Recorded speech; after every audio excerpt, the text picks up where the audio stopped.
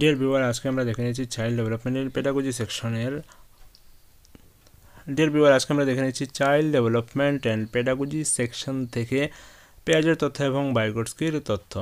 কী কী ধরনের প্রশ্ন সেখান থেকে আসে বা বিগত দিনে এসেছে সেগুলো দেখে নিচ্ছি, এবং আমাদের নোটস যারা পারচেস করেছেন তারা জেনে যাবেন যে কী কী জিনিস সেখান থেকে পড়তে হবে। আপনি যদি এখনও নোট কালেক্ট করে না থাকেন তাহলে ভিডিও ডেসক্রিপশনে দেওয়ার লিঙ্ক থেকে নোটগুলো কালেক্ট করে নিন, কারণ টেট পরীক্ষার সেটাই মনে হচ্ছে বেস্ট নোট, এবং সেখান থেকেই প্রশ্ন কিন্তু পরীক্ষায় আসছে। তো পেঁয়াজের তথ্য থেকে যদি আমরা দেখি, 2018-তে টেট 1-এ প্রশ্ন এসেছিল যে পেঁয়াজে কোন দেশের মনস্তত্ত্ববিদ ছিলেন। তো সেটার আনসার আমরা কিন্তু এখানে দেখতে পাচ্ছি, আমাদের পিডিএফের 126 নাম্বার পেজে রয়েছে আনসার, যে যা পেঁয়াজে 1896 খ্রিস্টাব্দে সুইজারল্যান্ডে জন্মগ্রহণ করেন। তো যা পেঁয়াজে হচ্ছেন সুইজারল্যান্ডের আদিবাসী, বা বলা হচ্ছে যে সুইস মনোবিদ। যা পেঁয়াজে হচ্ছেন সুইস মনোবিদ। তো সেখান থেকে অন্য প্রশ্ন হতে পারে, সেটা তো এসেছে, অন্য প্রশ্ন হতে পারে, সেটা হচ্ছে গিয়ে কি পেঁয়াজে কী জন্য বিখ্যাত। পেঁয়াজে প্রজ্ঞামূলক বিকাশের ক্ষেত্রে তার গবেষণার জন্য বিখ্যাত। ওকে, পেঁয়াজে মূলত কী ছিলেন? পেঁয়াজে ছিলেন মূলত একজন জৈব বিশারদ। ওকে, পেঁয়াজে নিজেকে জেনেরিক এপিস্টেমোলজিস্ট মনে করতেন। ওকে, তো এই পয়েন্টগুলো যেগুলো দাগ করে দেওয়া আছে সেই পয়েন্টগুলো আপনাদেরকে পড়তে হবে, তাহলে হয়ে যাচ্ছে। তারপর যদি আমরা দেখি যে পেঁয়াজের তত্ত্বের মৌলিক ধারণাকে, পেঁয়াজের প্রজ্ঞামূলক বিকাশের তথ্য যে পেঁয়াজে আবিষ্কার করেছিলেন বা ডেভেলপ করেছিলেন, সেখানে কয়টা স্তরের কথা বলা হয়েছে? সেখানে 4টা স্তর রয়েছে, প্রজ্ঞামূলক বিকাশের 4টি স্তর রয়েছে। তো সেখানে একটা কথা আছে স্কিমা। তো স্কিমা কি সেটা আপনাদের বুঝতে হবে। স্কিমা মানে হচ্ছে ধারণা গঠনের একক বলা হচ্ছে স্কিমা। তো সোজা কথায় শিশুদেরকে আমরা যা শেখাই সেটা তার ব্রেনে গিয়ে জমা হয়, এবং যেভাবে জমা হয় তার প্রতিচ্ছবি ব্রেনের মধ্যে থাকে, সেটাই হচ্ছে তার স্কিমা। মনে করুন যে একটা 4 পায়ের জন্তু সে দেখলো, আপনি বললেন যে সেটা হচ্ছে গরু বা সেটা হচ্ছে কুকুর, তাহলে তার মস্তিষ্কে সেটা সেভ হয়ে থাকবে যে 4 পায়ের জিনিস যেটা দেখলাম সেটা হচ্ছে গরু বা সেটা হচ্ছে কুকুর। এই যে তার মস্তিষ্কের প্রতিচ্ছবিটা জমা হলো, সেটাই হচ্ছে স্কিমা। পরবর্তীতে যখনই আবার 4 পায়ের অন্য কোনো জন্তু দেখবে বা সেম জন্তুটাকে দেখবে, তখন তার ব্রেন থেকে সিগন্যাল আসবে যে সেটা হচ্ছে গরু বা সেটা হচ্ছে কুকুর। তো স্কিমা ফরমেশন হওয়া মানে কি? কোনো বস্তু সম্পর্কে একটা ধারণা গঠন হওয়া এবং ব্রেনের মধ্যে সেটা সেভ হওয়া, সেটাই হচ্ছে স্কিমা। তো এখানে দেখুন যে স্কিমার ধারণাটি উদ্ভাবন করেন কে? স্কিমার ধারণাটি উদ্ভাবন করেন মনোবিজ্ঞানী আর্ট বার্টলেট। সেটা প্রশ্ন হতে পারে যে স্কিমার ধারণা উদ্ভাবন করেন কে? সেটা হচ্ছে আর্ট বার্টলেট। এবং স্কিমা কি? স্কিমা হলো কোনো মুহূর্তে অর্জিত তত্ত্বসমূহের একক সংগঠন। ওকে, তো স্কিমা সম্প্রসারণ দুইভাবে সক্রিয়, স্কিমা সম্প্রসারণে দুটি প্রক্রিয়া সক্রিয় হয়, একটা হচ্ছে অভিযোজন আর একটা হচ্ছে সাংগঠনিকরণ। তো স্কিমা জীবনব্যাপী সম্প্রসারিত হতে থাকে। তো এখানে যে স্কিমা আমরা দেখলাম যে একটা 4 পায়ের পশুর একটা প্রতিচ্ছবি বাচ্চার ব্রেনে সেভ হলো, সেটাকে সম্প্রসারণ করা যায়। প্রথম হচ্ছে আত্মীকরণ। আত্মীকরণ ব্যাপারটা কি? আত্মীকরণ ব্যাপারটা দেখুন যে আত্মীকরণ বা অ্যাসিমিলেশন। আত্মীকরণ হলো কোনো স্কিমা বা প্রজ্ঞামূলক সংগঠনের মধ্যে নতুন তত্ত্ব বা চিন্তা ধারণা বা ভাবের সংযোজন, যার ফলে স্কিমা পরিবর্তন তথা সম্প্রসারিত হয়। আগে যে ইনফরমেশন সেভ ছিল সেটাকে মডিফিকেশন করা, সেটা হচ্ছে আত্মীকরণ বা অ্যাসিমিলেশন। মনে করুন যে আগে 4 পায়ের জন্তু দেখলেই সে হয়তো গরু ভাবত। পরবর্তীতে যখন সে একটু বড় হলো, তখন আপনি ওকে শেখালেন যে এইটা হচ্ছে গরু, ওইটা হচ্ছে কুকুর, ওইটা হচ্ছে বিড়াল। সবটারই 4 পা রয়েছে। তো 4 পার মধ্যে সবচেয়ে বড় যেটা সেটা হচ্ছে গরু, মাঝারি সাইজে যেটা সেটা হচ্ছে কুকুর, এবং ছোটো যেটা সেটা হচ্ছে বিড়াল, এবং লম্বা লেজ রয়েছে। তাহলে আগে তার ধারণা কী ছিল? 4 পায়ের জন্তু মানেই গরু বা কুকুর। এখন সে কিন্তু সেটার ডিফারেন্স করতে পারছে, কোনটা গরু, কোনটা কুকুর, কোনটা বিড়াল। সেটা হচ্ছে আত্মীকরণ বা অ্যাসিমিলেশন। ওকে, তারপর যে বিষয়টা আছে স্কিমাকে সম্প্রসারণ করার জন্য, সেটা হচ্ছে সহযোজন বা অ্যাকোমোডেশন। সহযোজন হলো নতুন তো চিন্তা, ভাব ইত্যাদি প্রয়োজন মতো পরিবর্তন করে স্কিমার মধ্যে যুক্ত করা। আচ্ছা, তো একটা জিনিস হচ্ছে সেখানে প্রশ্ন কি হতে পারে, প্রশ্ন হতে পারে যে একটা তো দেখলেন যে স্কিমা ধারণাটি উদ্ভাবন করেন কে, তারপর প্রশ্ন হতে পারে যে স্কিমা সম্প্রসারণের প্রক্রিয়াগুলি কি কি, বা এমসিকিউ হতে পারে জিনিসের কোনটি স্কিমা সম্প্রসারণের প্রক্রিয়া নয়, এইভাবে হতে পারে। তাত্ত্বিকরণ হচ্ছে গিয়ে সেটাকে পরিবর্তন করা, আর সহযোজন বা অ্যাকোমোডেশন হচ্ছে গিয়ে সহযোজন হলো নতুন তত্ত্ব, চিন্তা, ভাব ইত্যাদি প্রয়োজন মতো পরিবর্তন করে স্কিমার মধ্যে যুক্ত করা। পরিবেশের নতুন তত্ত্ব, চিন্তা, বিষয় ইত্যাদি যদি বর্তমান স্কিমার পক্ষে সরাসরি গ্রহণ করতে অসুবিধা হয়, সেক্ষেত্রে উক্ত তত্ত্ব, চিন্তা, বিষয়ে প্রভৃতি প্রয়োজন মতো পরিবর্তন বা বিন্যস্ত করে স্কিমা বা প্রজ্ঞামূলক সংগঠনের মধ্যে যুক্ত করা, একেই বলা হচ্ছে সহযোজন। অর্থাৎ হচ্ছে কঠিন কোনো ধারণা যদি বুঝতে অসুবিধা হয় তাহলে উদাহরণের সাহায্যে সহজেই বুঝে নিতে পারি, সেটাই হচ্ছে সহযোজন। তো সেখান থেকেও প্রশ্ন হতে পারে যে যদি কঠিন কোনো ধারণা বুঝতে অসুবিধা হয় তাহলে উদাহরণের সাহায্যে আমরা যেটা বুঝে নিতে পারি সেটা স্কিমায়ের কী ধরনের পরিবর্তন, সেটাকে আত্তীকরণ নাকি সহযোজন নাকি অন্য কোনো অপশন দেয়া থাকতে পারে, তো সেটা হচ্ছে সহযোজন। তারপর হচ্ছে সাংগঠনিকরণ বা অর্গানাইজেশন। অর্গানাইজেশন ব্যাপারটা কি, ব্যাপারটা হচ্ছে স্কিমা বা প্রজ্ঞামূলক সংগঠনসমূহ সংগঠিত হয়ে আরও জটিল চিন্তামূলক কাজ করতে সক্ষম হয়, একেই বলা হয় সাংগঠনিকরণ। অর্থাৎ সবগুলো ব্যাপার একসঙ্গে নিয়ে আমরা যেটা করতে পারি সেটাই হচ্ছে সাংগঠনিকরণ। একটা উদাহরণ হিসেবে যদি আমরা দেখি যে বই পাঠ করতে গেলে ঠিকমতো বই ধরতে হবে, পাতা উল্টাতে হবে, চোখ সঞ্চালন করতে হবে, এই তিনটি সংবেদন চালনমূলক প্রক্রিয়া সংগঠিত হওয়ার পরই কিন্তু বই পড়া সম্ভব হবে। তো এই যে সবগুলো কাজ একত্রে করলে আমরা যেটা আউটপুট পাই সেটাই হচ্ছে সাংগঠনিকরণ বা অর্গানাইজেশন। ওকে, তারপর ইম্পর্টেন্ট যে বিষয়টা রয়েছে সেখানে হচ্ছে প্রজ্ঞামূলক বিকাশের স্তর কয়টি।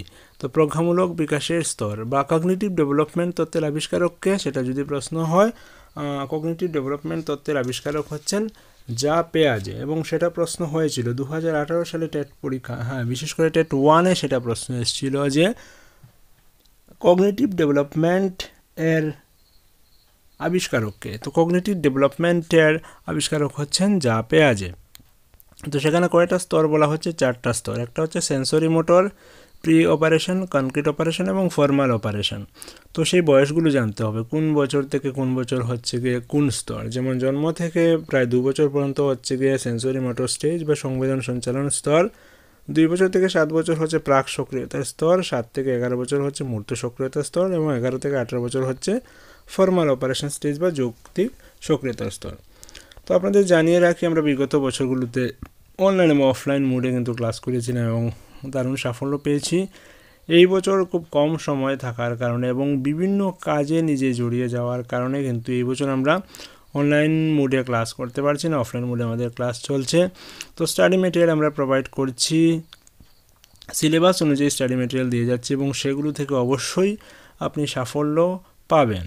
তো সবগুলো বিষয়ের উপর স্টাডি মেটেরিয়াল রয়েছে। স্টাডি মেটেরিয়াল আমাদের অনলাইন স্টোরে রয়েছে, আমাদের প্রিমিয়াম কন্টেন্ট লাইব্রেরি রয়েছে, সেখানেও রয়েছে। সেগুলোর লিঙ্ক ডেসক্রিপশনে দেওয়া আছে, সেখান থেকে চাইলে নোটসগুলো কালেক্ট করে নেবেন, সেগুলো পড়বেন, সেগুলো থেকে কিন্তু পরীক্ষায় আসবে। আর হচ্ছে গিয়ে আপনারা যদি আমাদের হোয়াটসঅ্যাপে যুক্ত হতে চান তাহলে হোয়াটসঅ্যাপে নিজের নাম এবং অ্যাড্রেস লিখে পাঠিয়ে দেবেন, তাহলে আপনাকে জয়েন করা হবে। আর যারা হোয়াটসঅ্যাপে অলরেডি যুক্ত আছেন তারা কিন্তু ওয়েবসাইটে আমাদের ফ্রি মক টেস্ট চলছে, সেই মক টেস্টগুলো কিন্তু ফ্রি দিতে পারছেন এবং এতে কিন্তু আপনার প্রিপারেশন একধাপ এগিয়ে যাচ্ছে। ওকে, তো নেক্সট যেটা হচ্ছে গিয়ে যেটা দেখলেন, তারপর পরিণমন, বৃদ্ধি, বিকাশ, সেগুলো কিন্তু আমরা প্রথম দিকে এই পিডিএফের প্রথম দিকেই থাকবে, সেগুলো সেটা ওইখান থেকে দেখে নিতে হবে। তারপর হচ্ছে কোন স্টেজে কী ধরনের পরিবর্তন হয় সেটা কিন্তু দেখে নিতে হচ্ছে, সেখান থেকেও কিন্তু প্রশ্ন হয়, আমরা দেখেছি সেখান থেকেও প্রশ্ন হয়, ভেতর থেকে খুঁটে খুঁটে প্রশ্ন করা হয়, সেটা একটু পরে আমরা দেখে নেব। তো প্রথম যে স্টেজটা সেন্সরি মোটর স্টেজ, সেখানে কী কী ধরনের পরিবর্তন হচ্ছে, সেখানে আত্মকেন্দ্রিকতা লক্ষ্য করা যায়, বস্তুর স্থায়িত্ব সেখানে লক্ষ্য করা যায়, ইন ডিটেল সেখানে রয়েছে, সেটা পড়ে নেবেন। সেখান থেকেও কিন্তু প্রশ্ন হয় যে আত্মকেন্দ্রিকতা কোন স্তরে দেখা যায়, সেটা প্রশ্ন হতে পারে। তো এক্ষেত্রে আপনি পড়ে নিলে কিন্তু আনসারটা দিতে পারবেন।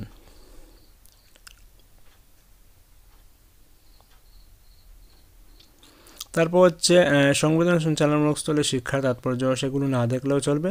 তারপর সেকেন্ড যেটা আসছে প্রাক সক্রিয়তা স্তর বা প্রি অপারেশনাল স্টেজ, সেখানে কী কী ধরনের পরিবর্তন হচ্ছে, সেখানে হচ্ছে সর্বপ্রাণ বাস্তববাদ এবং সর্বপ্রাণবাদ হচ্ছে। সর্বপ্রাণবাদ মানে কি, সব জিনিসের মধ্যেই শিশু প্রাণ খুঁজে পায়, যেমন একটা চেয়ার দেখলো বা একটা টিভি দেখলো বা একটা আলমিরা দেখলো, সব কিছুকে সে জীবন্ত মনে করে, এবং সেজন্যই কিন্তু কার্টুন যে দেখে বাচ্চারা, কার্টুনে কিন্তু এইসব চরিত্রকে কিন্তু জীবন্ত করে তোলা হয়, সেটা হচ্ছে সর্বপ্রাণবাদ বা অ্যানিমিজম। তো প্রশ্ন হতে পারে যে সর্বপ্রাণবাদ বা অ্যানিমিজম কোন স্তরে দেখা যায়, তো সেটা হচ্ছে প্রাক সক্রিয়তা স্তরে দেখা যায়। তো এমনভাবে কিন্তু প্রশ্ন হয়। তারপর কৃত্রিমতা বা আর্টিফিশিয়ালিটি, সেটা হচ্ছে প্রাক সক্রিয়তা স্তরে। তারপর হচ্ছে অবযুক্তিপূর্ণ বিচার কখন করতে পারে বাচ্চারা, সেটাও একই স্তরে করতে পারে।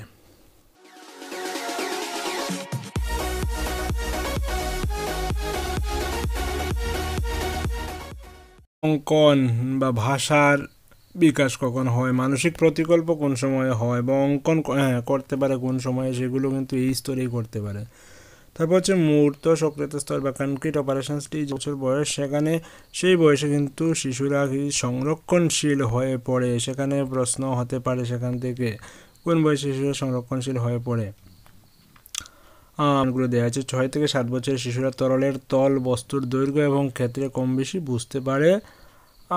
7 বছরের শিশু বলতে পারে যে সে তৃতীয় পাত্রটিতে একই পরিমাণ জল আছে, মানে 3টা পাত্রে যদি জল আলাদা করে দেওয়া হয় তাহলে 7 বছরের শিশুরা সেটা আলাদা করতে পারে। তারপর হচ্ছে সেই বয়সে সমতা এবং অভেদের যুক্তি তাদের মধ্যে হয়, পূরণের যুক্তি, বিপরীতমুখিতার যুক্তি তাদের মধ্যে দেখা দেয়, ক্রম পর্যায়ে শেখানো হয়, শ্রেণীকরণ করতে পারে। এটা খুবই ইম্পর্টেন্ট একটা কোয়েশ্চেন প্রায় সময় হয় যে শ্রেণীকরণ কোন স্তরে শিশুরা শ্রেণীকরণ করতে পারে, সেটা হচ্ছে মূর্ত সক্রিয়তার স্তরে বা 7 থেকে 11 বছর বয়সে শিশুরা কিন্তু শ্রেণীকরণ করতে পারে। সংখ্যার ধারণা কখন গঠন হয়, সাথে সংখ্যার ধারণা গঠন হয়। তারপর হচ্ছে গিয়ে যৌক্তিক সক্রিয়তার স্তর বা ফর্মাল অপারেশন স্টেজ, তো 11 থেকে 18 বছর, সেখান থেকে কিন্তু একটা প্রশ্ন এসেছিল 2018-তে TET 2 পরীক্ষায়, যে শিশু কোন স্তরে বা কোন বয়সে বিমূর্ত চিন্তা করতে পারে, সেই প্রশ্নটা এসেছিল। তো সেখানে রয়েছে দেখুন যে মূর্ত সক্রিয়তার স্তরে কিন্তু শিশুরা বিমূর্ত চিন্তা করতে পারে না, অর্থাৎ কনক্রিট অপারেশন স্টেজ যে 7 থেকে 11 বছর বয়সে কিন্তু তারা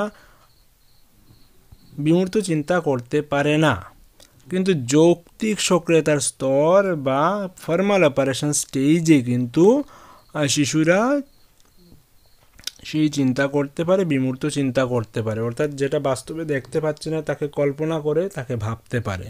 তো সেই প্রশ্নটা কিন্তু 2018 TET 2 পরীক্ষায় এসেছিল, এবং সেটার আনসার হচ্ছে কি যৌক্তিক সক্রিয়তার স্তরে, অর্থাৎ 11 থেকে 18 বছর বয়সী শিশুরা কিন্তু বিমূর্ত চিন্তা করতে পারে। তো এইভাবে কিন্তু স্টাডি করলে সেই PDF থেকে আপনি কিন্তু অনেকটা ফায়দা পেতে পারেন। ওকে, তো তারপরে আমরা দেখছি ভাইগটস্কির তত্ত্ব। ভাইগটস্কি থেকে প্রশ্ন এসেছিল 2018 TET 2-তে যে ভাইগটস্কি কোন দেশের মনোবিজ্ঞানী ছিলেন। তো ভাইগটস্কি হচ্ছে রাশিয়ান মনোবিজ্ঞানী ছিলেন ভাইগটস্কি। ওকে, তো ভাইগটস্কি কোন তত্ত্ব আবিষ্কার করেছেন, সমাজ নির্মিতিবাদ তত্ত্ব উদ্ভাবন করেছেন হচ্ছে গিয়ে ভাইগটস্কি। তারপর একটা প্রশ্ন এসেছিল যে ভাইগটস্কির প্রজ্ঞামূলক তত্ত্বে কোন বিষয়ের উপর গুরুত্ব দিয়েছেন, তো সেটার উত্তর হচ্ছে, সেটাও কিন্তু 2018 TET 2-তে এসেছিল, ভাইগটস্কি প্রজ্ঞামূলক বিকাশে সামাজিক মিথস্ক্রিয়ার উপর গুরুত্ব দিয়েছেন। আপনার কাছে যদি প্রিভিয়াস ইয়ারের কোয়েশ্চেন থাকে সেটা মিলিয়ে দেখে নেবেন যে ভাইগটস্কি প্রজ্ঞামূলক বিকাশে সামাজিক মিথস্ক্রিয়ার উপর গুরুত্ব দিয়েছেন। তারপর ZPD এর পুরো নাম কি, MKO এর পুরো নাম কি, সেগুলো ম্যাথামেটিক্স পেডাগোগিতে এসেছিল। তো এই যে বিষয়গুলো পেয়াজে বা ভাইগটস্কি, সেগুলো কিন্তু শুধুমাত্র যে চাইল্ড ডেভেলপমেন্ট এবং পেডাগোজি সেকশনে আসবে সেমন কথা নয়, এটা কিন্তু সব সাবজেক্টের পেডাগোগিতেই কিন্তু সেই প্রশ্নগুলো হতে পারে।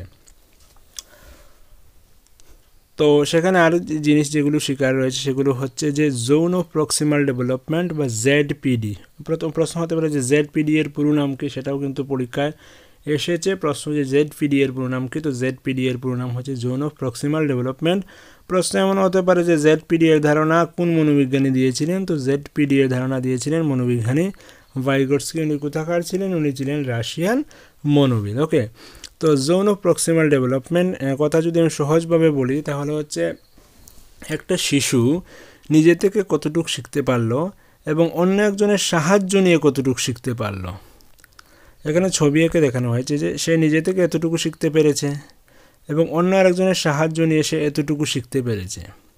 তাহলে এই যে ডিফারেন্সটা, নিজে থেকে মনে করুন যে এতটুকু পারলো, অন্যজনের সাহায্য নিয়ে এতটুকু শিখতে পারলো, এই যে ডিফারেন্সটা, এক্সট্রা যতটুকু শিখতে পারলো অন্যজনের সাহায্য নিয়ে, সেটাকে বলা হচ্ছে জোন অফ প্রক্সিমাল ডেভেলপমেন্ট বা জেডপিডি। ওকে, যেটা সহজভাবে লেখা আছে সেটা দেখলেই আপনি বুঝে যাবেন। তারপর আরেকটা ধারণা সেখানে পাবেন যে শিকন সহায়তা বা ভারাবন্ধন, বা যেটাকে বলা হচ্ছে স্ক্যাফোল্ডিং। স্ক্যাফোল্ডিং মানে কি, একজনকে শেখার ক্ষেত্রে যদি অন্যজন সাহায্য করে, অর্থাৎ বিশেষ করে প্রাইভেট টিউটর ছাত্রদেরকে সাহায্য করেন, সেটা হচ্ছে স্ক্যাফোল্ডিং। এই যে সাহায্য করা হচ্ছে সেই সাহায্যটাই হচ্ছে গিয়ে স্ক্যাফোল্ডিং বা ভারাবন্ধন। সহজ ভাষায় লেখা আছে দেখুন যে ভারাবন্ধন বলতে বোঝায় শিকন এবং সমস্যা সমাধানে সাহায্য করা। এই সাহায্য বিভিন্ন রকমের হতে পারে। তো সেটাও প্রশ্ন হয় যে স্ক্যাফোল্ডিংয়ের ধারণা কোন মনোবিদ দিয়েছিলেন, তো স্ক্যাফোল্ডিংয়ের ধারণা দিয়েছিলেন ভাইগটস্কি। বা স্ক্যাফোল্ডিং, জেডপিডি, এই শব্দগুলো কোন তত্ত্বে পাওয়া যায়, তো স্ক্যাফোল্ডিং, জেডপিডি এই শব্দগুলো কোন তত্ত্বে পাওয়া যায়, এই শব্দগুলো সামাজিক নির্মিতিবাদ তত্ত্বে পাওয়া যায়। বা প্রশ্ন হচ্ছে যে সামাজিক নির্মিতিবাদ তত্ত্বের প্রবক্তাকে, সেটা হচ্ছেন ভাইগটস্কি। এইভাবে কিন্তু পড়ে নিলে আপনি সবগুলো প্রশ্নের উত্তর দিতে পারবেন। তার পেছন দিয়ে কিন্তু এমসিকিউ কালেকশনে দেওয়া রয়েছে, যেগুলো থেকেও কিন্তু পরীক্ষায় প্রশ্ন আসে। তো আপনি যদি নোটস কালেক্ট করে না থাকেন এক্ষুনি কালেক্ট করে নিন, আর লিঙ্কগুলো ডিসক্রিপশনে দেওয়া রয়েছে, আমাদের অনলাইন স্টোরে রয়েছে। তারপর হচ্ছে গিয়ে হ্যাঁ, এই যে জেডপিডির পূর্ণাম কি, সেটা কিন্তু ডিরেক্টলি প্রশ্ন এসেছিল কোনো একটা বছরে। তো সেগুলো কালেক্ট করে নিন এবং আপনার প্রিপারেশনে এগুলো এগিয়ে নিয়ে যাবে। আর কিছু রয়েছে যে আইকিউ সেকশন যেটা রয়েছে, আইকিউ থেকে কিন্তু একটা প্রশ্ন অবশ্যই পরীক্ষায় আসে। তারপর হচ্ছে কি লার্নিং ডিসেবিলিটি সেকশন থেকে একটা প্রশ্ন অবশ্যই পরীক্ষায় আসে। তো এইভাবে যে যে টপিকগুলো থেকে অবশ্যই পরীক্ষায় প্রশ্ন আসে সেগুলো আপনি ভালো করে পড়ে নিন, তাহলে কিন্তু অনায়াসে আপনার পরীক্ষা ভালো হবে। এবং এই যে আজকে যে দুটো জিনিস বললাম যে ভাইগটস্কি এবং পেয়াজে, সেখান থেকে অবশ্যই 2 থেকে 4টা প্রশ্ন পরীক্ষায় আসবে। তো আজকে এখানে রাখছি, পরবর্তীতে অবশ্যই কথা হবে। ততক্ষণ SMDN টিউটোরিয়ালের সঙ্গে থাকুন। ধন্যবাদ সবাইকে। আপনি যদি আমাদের চ্যানেলে নতুন হয়ে থাকেন, এখনও সাবস্ক্রাইব করেননি, তাহলে SMDN টিউটোরিয়াল ইউটিউব চ্যানেলটাকে সাবস্ক্রাইব করে নোটিফিকেশন এনেবল করে রেখে দিন এবং প্রতিটা ভিডিও ডেসক্রিপশন চেক করবেন, কারণ সেখানে ইনফরমেশন দেওয়া থাকে।